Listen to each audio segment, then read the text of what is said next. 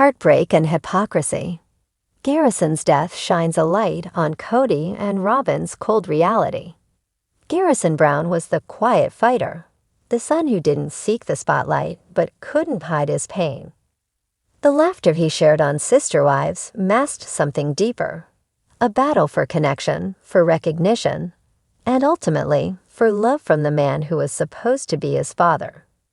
On the surface, the Brown family was splintered but surviving. Kristen had left. Janelle was living independently. Mary was drifting into silence. And Kody? He remained bunkered with Robyn, clinging to the last threads of a crumbling empire. But when the devastating news of Garrison's death broke, the fragile image of fatherhood that Kody had long projected shattered completely.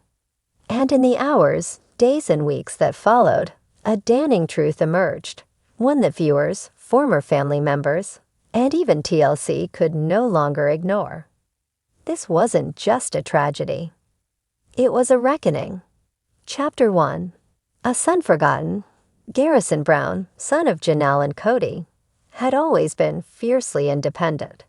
He served in the National Guard. He worked tirelessly to afford his own home. He built a life outside the chaotic orbit of his father's camera-ready kingdom. But his independence came at a cost. As Kody withdrew deeper into the Robyn-centered bubble, his relationships with his older children, particularly the sons, withered. "We weren't obedient enough," Garrison once said in a confessional. He wanted loyalty, not love. When COVID hit, the fracture grew wider. Kody enforced severe visitation restrictions, refusing to see any of his children unless they adhered to Robyn's strict household rules. Garrison pushed back. He lived with his brother Gabe, worked a public-facing job, and refused to isolate indefinitely. The punishment was swift. "We didn't see him for months," Gabe admitted. No calls, no texts, just silence. Kody's response: "They're making their choices. I can't force them to be part of the family if they won't follow the rules." But those weren't just rules, they were lines in the sand. And with every passing week, Garrison stood further on the outside of a family he once called home. Chapter 2. The final cry for help. In the weeks leading to his passing, those close to Garrison say he was struggling. His once bright eyes dulled. He seemed increasingly isolated. He felt abandoned, a friend told Flagstaff Times. He wasn't just missing his dad, he was mourning a living father who had rejected him. Messages were sent. Calls were made. Garrison tried one more time to reach out. According to Janelle, he texted a family group chat a few days before his death. "I love you all. I hope someone sees this before it's too late." The message, chilling in hindsight, was a final lifeline. Kody never responded. And when the news broke that Garrison had taken his own life in his Flagstaff home, it was Janelle and the siblings who grieved publicly, who showed up, who held the shattered pieces together. Kody's reaction was delayed, filtered, and deeply criticized. Chapter 3. The statement that sparked outrage. TLC released a joint statement with Kody and Robyn 2 days after Garrison's passing. "We are heartbroken by the loss of our beloved son. Please respect our privacy as we grieve." But the public wasn't buying it. Where was Kody when Garrison needed him most? Where was Robyn, who claimed to love all the kids as her own? Why did they disappear when it mattered? Christine posted a tribute filled with photos and memories. Janelle spoke tearfully at a private vigil. Gabe, visibly shattered, called his brother the best of us. And Kody? He stayed hidden. Until one interview on a podcast forced the truth into the open. Hypocrisy revealed. An anonymous TLC staff member, who had worked on Sister Wives for over a decade, spoke out after the funeral. Kody wasn't just absent emotionally, they said. He actively pushed Garrison away. He told producers he couldn't deal with the boys anymore. Said they were too rebellious, too disrespectful. He called Garrison a liability. The staffer claimed Kody pressured the network to reduce filming around the older kids unless they aligned with his narrative. He wanted the story to focus on his relationship with Robyn and her kids. Garrison didn't fit into that. Fans recalled the episodes where Garrison was notably missing. His military service was downplayed. His emotional depth ignored. He was the most grounded of them all, one fan wrote on Reddit. And he was left to suffer alone. As public sympathy swelled for Garrison, outrage grew toward Kody and Robyn's perceived coldness. Even TLC couldn't escape scrutiny. Chapter 5: TLC's Reckoning. Within a week of the tragedy, #FireKody began trending. Petitions circulated. Fans demanded that TLC cancel Sister Wives or remove Kody from the franchise entirely. Ratings dipped. Sponsors pulled ad placements. Faced with mounting backlash, TLC acted. In a brief press release, they announced, "We have decided to part ways with Kody Brown and pause production on Sister Wives indefinitely. Our hearts remain with Garrison's family and all those affected by this loss." It was the end of an era, and the beginning of a new one, where truth mattered more than image, and control couldn't be disguised as faith. Chapter 6: Robyn's Tears, Too Late. Days after Kody's firing, Robyn made a rare public appearance outside a Flagstaff coffee shop. Cameras captured her in oversized sunglasses, visibly upset. Paparazzi asked if she had anything to say about Garrison.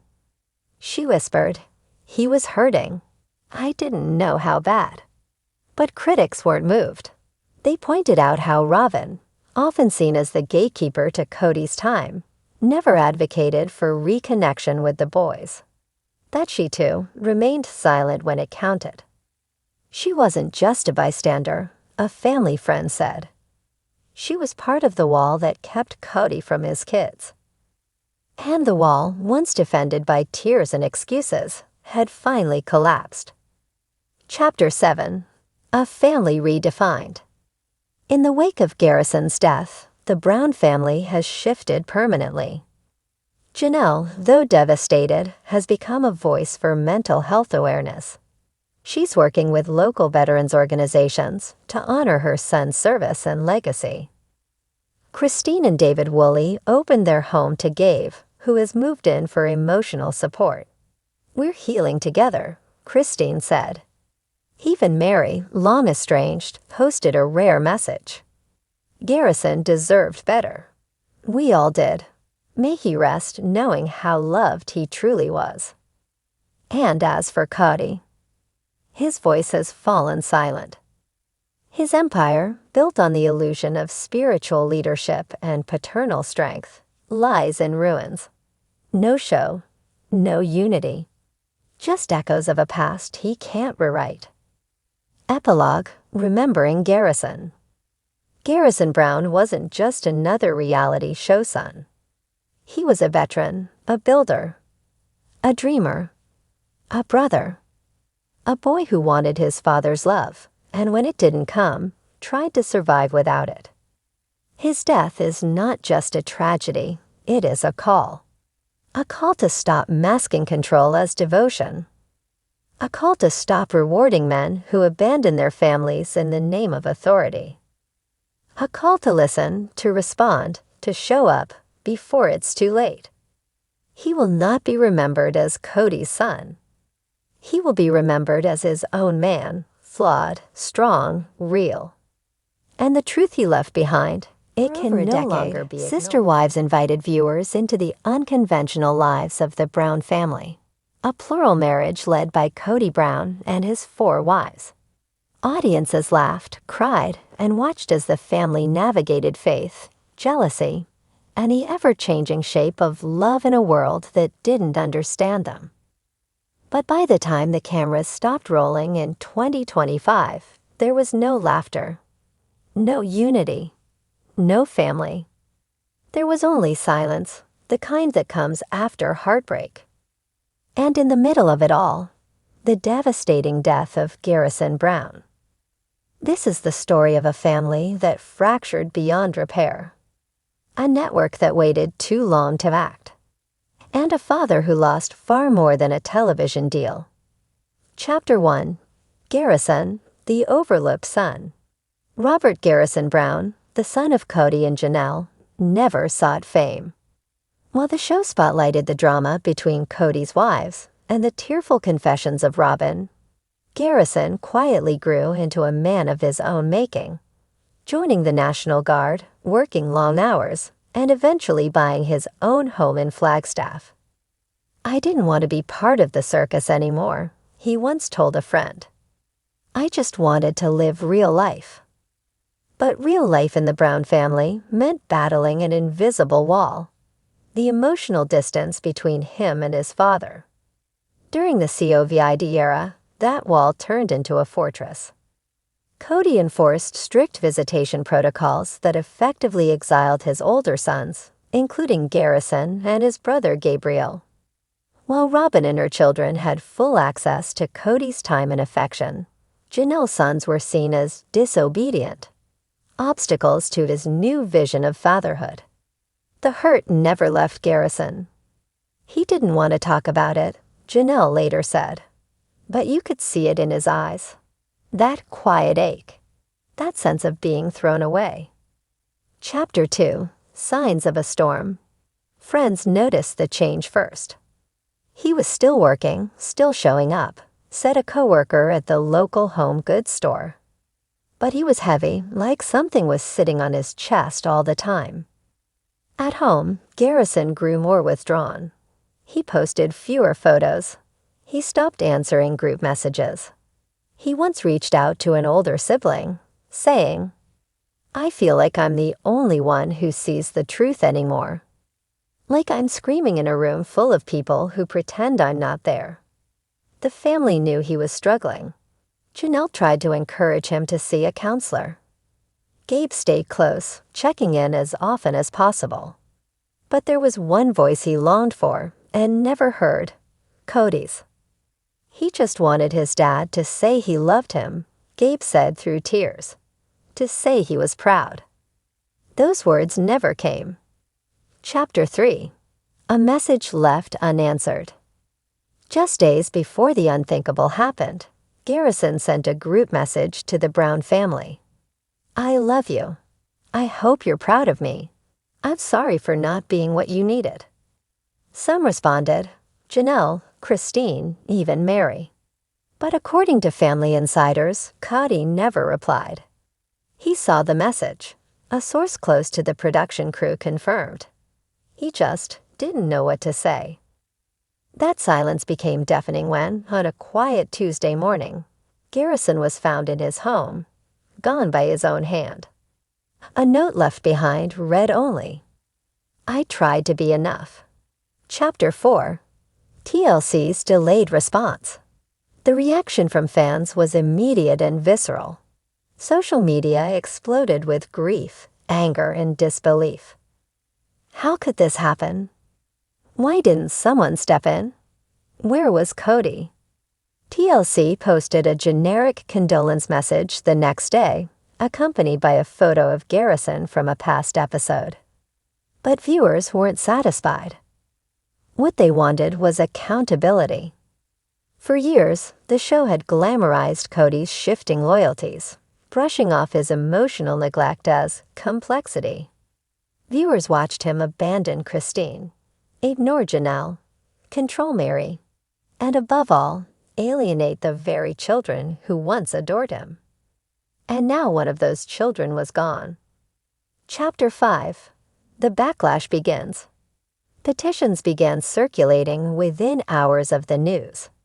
The hashtag #FireKody trended for 2 consecutive days. Reddit forums lit up with theories, transcripts, and angry open letters to TLC. "You showed us his worst traits and still kept him on air." One viral post read. "Now a son is dead, and it's too late. Former fans of Sister Wives flooded TLC's official channels, calling for cancellation, or at the very least, the removal of Kody Brown from the franchise. Sponsors began backing away. One by one, companies pulled their ads from the show's reruns. A scheduled special episode was abruptly pulled from the lineup. The network had a decision to make. Chapter 6, TLC 2025, 2 weeks after Garrison's passing. TLC released a formal statement. After careful review and with deep respect for the Brown family, TLC has decided to terminate its relationship with Kody Brown effective immediately. Future programming will focus on healing, awareness, and honoring the life of Robert Garrison Brown. Fans were stunned. For years, Kody had been the center of the brand, the fiery, flawed patriarch who held the whole thing together. But now that center had collapsed. Kody, blindsided by the announcement, released a short statement via a private representative. This is a time of mourning, not media. I loved my son. I wish I had more time with him. But few found comfort in the words. To many, the love came far too late. Chapter 7, The Family Speaks Out. In the wake of Kody's firing, the rest of the family began to break their silence. Janelle, shattered but resolute, spoke at a small public memorial. Garrison deserved more. More love, more presence, more yeses instead of closed doors. I won't stop telling his story. Christine took to social media, sharing childhood photos and a heartfelt video. He was kind, he was brave, and he was pushed aside because he spoke truth to power. Mary, once quietly loyal to Kody, posted a single pointed sentence. What breaks a child is never just sadness. It's the absence of being seen. Even Gabe, normally reserved, shared a raw tribute to his brother. You mattered. I just wish the one person you needed to hear it from had said it. Chapter 8, Kody in Hiding. Following TLC's decision, Kody withdrew from public life.